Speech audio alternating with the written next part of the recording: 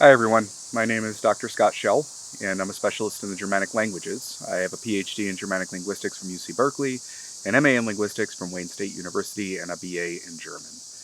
And today I want to go ahead and continue the Old Saxon Rune series with wunjō. So already within this series we have covered fehu, or, thoris os, reda, kon, and yeva. That's proto-germanic fehu, orus, thorisas, ansus, Raido, Kenas, or Kaunan, and Rebo. But today we're going to look at proto-germanic wunjō, in which case becomes wunnia in Old Saxon. Fortunately, I did not have to reconstruct this rune name. It is actually attested all over the Halion, particularly in instances with like mead halls, or I should say wine halls, really, within the Halion.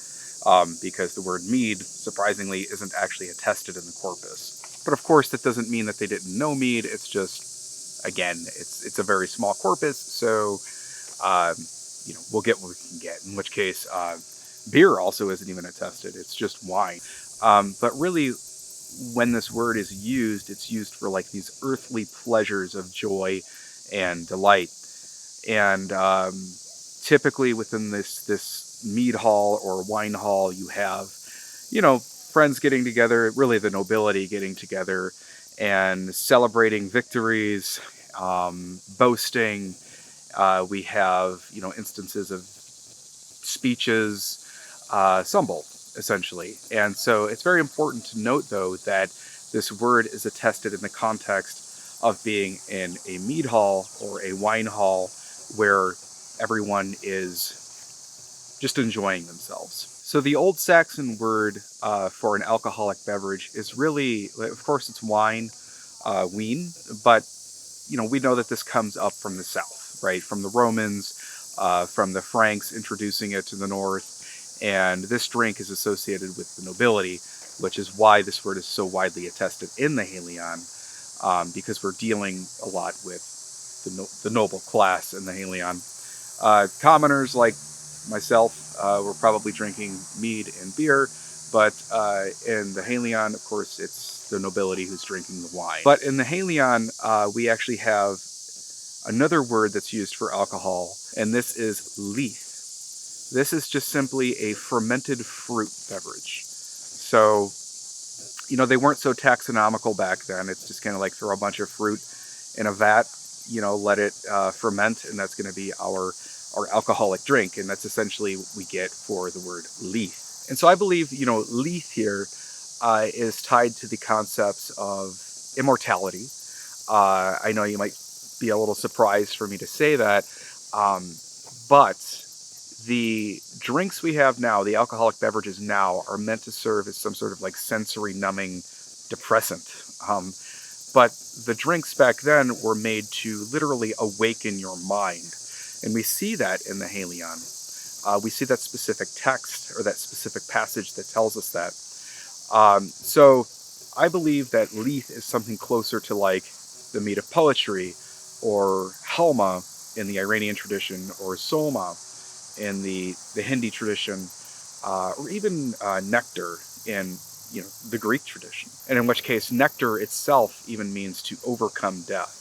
So there's a great article written by Michael Moynihan that actually talks about all of these different drinks and immortality. I'll go ahead and put the title down below so you can go ahead and check it out if you're interested. But yeah, that Old Saxon passage that informs us that wine awakens the minds of people is right here. This is lines 2052 to 2053. Fero gumano huyi aweket nikwino. The mind of the men was awakened with wine. So it's again this idea of like drinking and gaining inspiration, and tied into the poetry and the immortality, going back to nectar, and all these different concepts of essentially Indo-European immortality. But again, how does this tie back to wunjō? Wunjō, right? The Old Saxon rune name.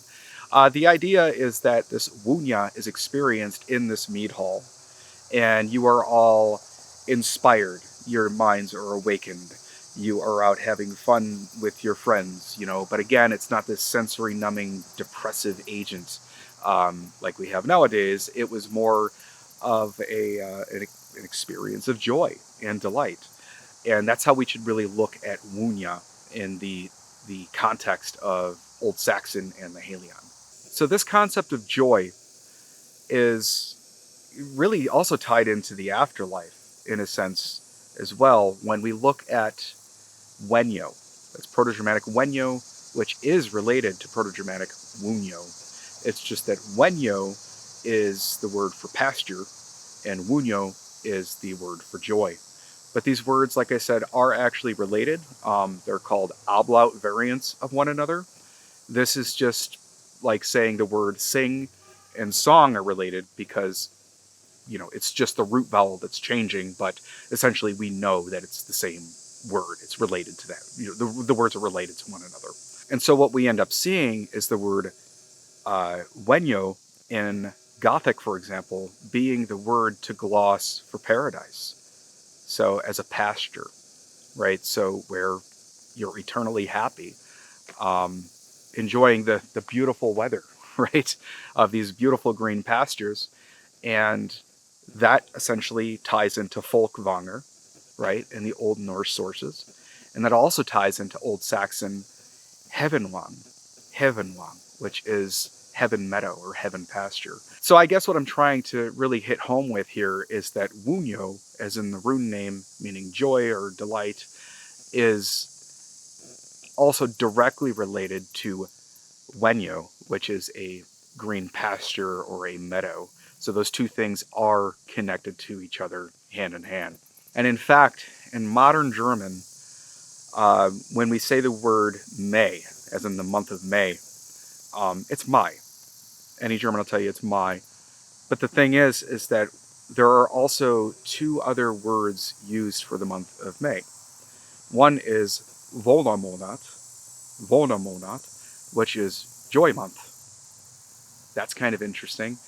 And an alternative name as well is Wonamont, which is joy moon, in which case, of course, is an even older word because it's tied to the lunar calendar, meaning moon is in joy moon, and in which case mond as in moon and monat as in month are actually directly related words. And the thing is with Wonammonat is that earlier joy month and pasture month or meadow month were actually even confused in Old High German times. So they were kind of used interchangeably, and because of their alikeness in sound, they eventually just merged into joy month. And that's, of course, what we know now in German as Wonammonat. But again, going back to our Old Saxon sources, in the Halion, wunjō was always used in the mead hall